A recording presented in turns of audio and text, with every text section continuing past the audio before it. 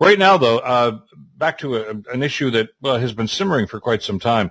As we mentioned, the Police Association here in Hamilton and the Ontario Solicitor General have added their voices of discontent, shall we say, to B'nai B'rith Canada and the Hamilton Jewish Federation.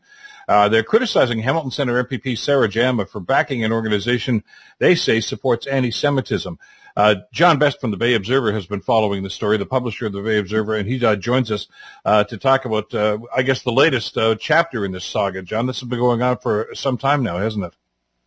Yeah, it started with the by-election to replace Mayor Horvath, and Jama was the NDP candidate.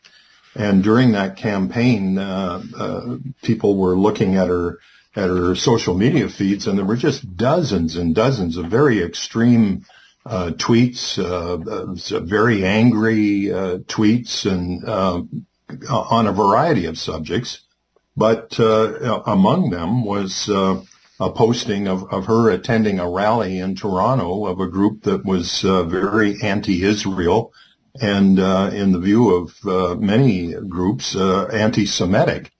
So she was supporting them, talking about abolishing police, which is another theme of hers. And at that time, it was only a few days before the election when the story broke, she apologized and sort of disavowed what she had been saying, and she took down dozens, if not more, hundreds of tweets.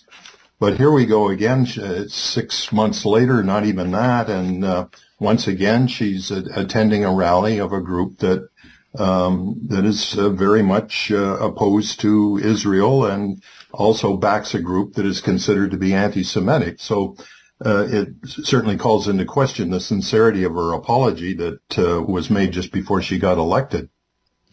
Has she crossed the line here legally, John? I mean, for the fact that the Solicitor General's involved in this, that sends up a flag that is this an investigation, or is this just the minister expressing his disgust? I think the latter. We still have free speech in this country, and that allows a certain amount of outrageous behavior. But I'm starting to look at this a little differently, Bill. I think that in a way, Sarah Jama is kind of the tip of the iceberg of what has happened in the lower city of Hamilton. At all three levels now, provincial, federal, and municipal, we're now represented by people who have at one point or another said that they don't like police. Some have called for defunding of the police. And some of these people either seem to be supporting groups that hate Jews.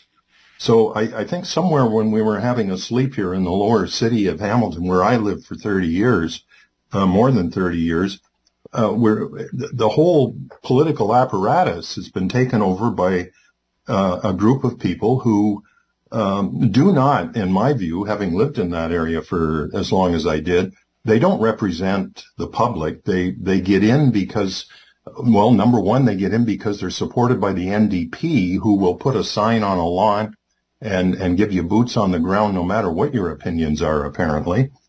And so there's just been a quiet takeover of the lower city by people that hold extreme views that are out of sync with the people that vote. They rely on, I guess, the apathy that we see in so many elections. And, I think we have a problem here, Bill, at all three levels.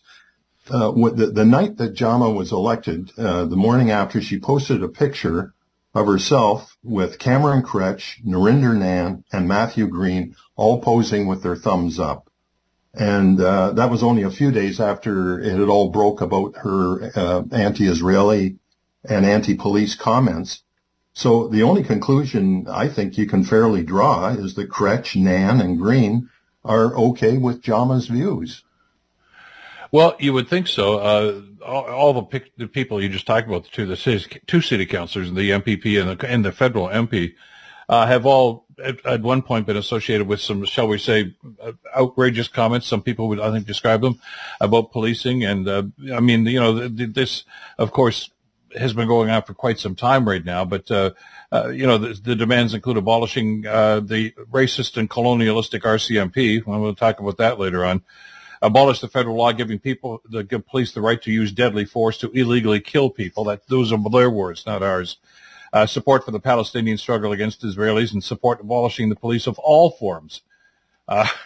What kind of a community and society are we supposed to live in if there's absolutely no rules and nobody to enforce? That's anarchy, which is really let's call it what it is here. Yeah, I mean, we somehow have managed to get ourselves represented in the lower city of Hamilton by some people with some very extreme, non-mainstream views. And I think it's time, frankly, the public woke up to this. I mean, it's going to be a couple of years before we can test any of this. But I think politically, instead of focusing on JAMA, I think we have to look holistically at the whole lower city representation. These people are in many ways interconnected. Narinder Nan was campaign manager for Matthew Green when he was elected to Parliament. They're talking to each other. They work together. So, you know, I think really the public needs to wake up and see what we've somehow managed to sleepwalk our way into, allowing an extreme element to take over all three levels of government in Lower Hamilton. And, you know, I don't want to be an alarmist, but that's what it looks like. I mean, your point is they all got elected. Yeah, they all got elected, and and that's where the NDP comes in, because we all know that, especially in Hamilton, where the NDP has some strength, that they can give you boots on the ground at a time when at other political parties, like, nobody volunteers anymore. It's hard to get people. They have that advantage. They can get signs on lawns. They've got instant sign locations. And so the NDP is part of the problem here. And because they will back people with extreme views, I guess believing that it's better to elect anybody that will run under the NDP banner than to hold people accountable for what we would call extreme behavior or extreme opinions. So it's kind of a four-way. You take the three levels of government plus the NDP and the Hamilton NDP, and this is what you've got. The other issue is that obviously when I saw this feed this week, I contacted Jama's office. I contacted Merritt Stiles to see if they both agreed with the views of this extremist group in Toronto. Of course, no response, not even an acknowledgement. So I think we... Yeah, but John, on that point, Merritt Stiles didn't respond when you asked her about that just before the election either, did she? No, she, for another media outlet, she issued kind of a lukewarm, you know, this does not represent our views or something like that, but there was no condemnation. And as far as I can see, you know, the interesting thing here is that the Liberal Party in Ontario seems to be poised to make some kind of a comeback. I'm not saying, I don't think, you know, it'd be a stretch to say that they're ready to defeat Doug Ford, but it appears with new leadership and their fundraising has been successful, they're going to probably do better in the next provincial election. And I think where they're going to get any new seats is largely going to be at the NDP's expense, because that party is looking extremely weak right now. It appears to stand for nothing other than getting elected. So, you know, we've got some interesting times coming ahead. And the federal NDP as well. You know, I think this support deal that was done by Mr. Singh with Trudeau, the smaller party tends to get hurt with those kind of deals. Whenever that next federal election is going to be, as you say, the provincial election is still some time away. But it is an opportunity, and I think a requirement when somebody who is elected and representing that particular party, for the leader of that party to have an opinion one way or another on that. I mean, and they just seem so reticent to basically call each other out on situations. And I find that awfully frustrating, you know, because it's, well, the word that they all love to use that they rarely practice is accountability.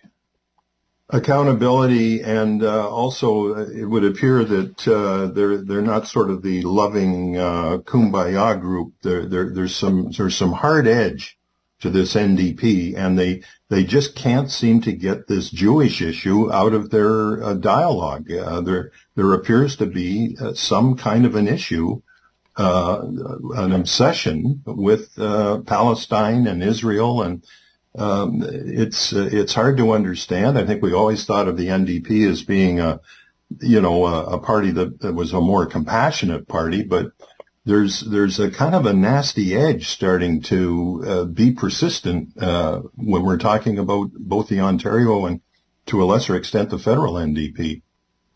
Well, it's a very troubling circumstance, and we'll just see where this is going to go. But silence emboldens people that are acting and talking like this, and that's something we need to be aware of too. John, silence on city council. Surely somebody on city council should speak out on this issue, and we haven't heard a thing. As should the party leaders and others, and some people in the community are anyway. The Bay Observer, of course, is following this story. John, we'll stay in touch with you on that. Thanks so much for this today. My pleasure, Bill. Okay, John Best, publisher of the Bay Observer.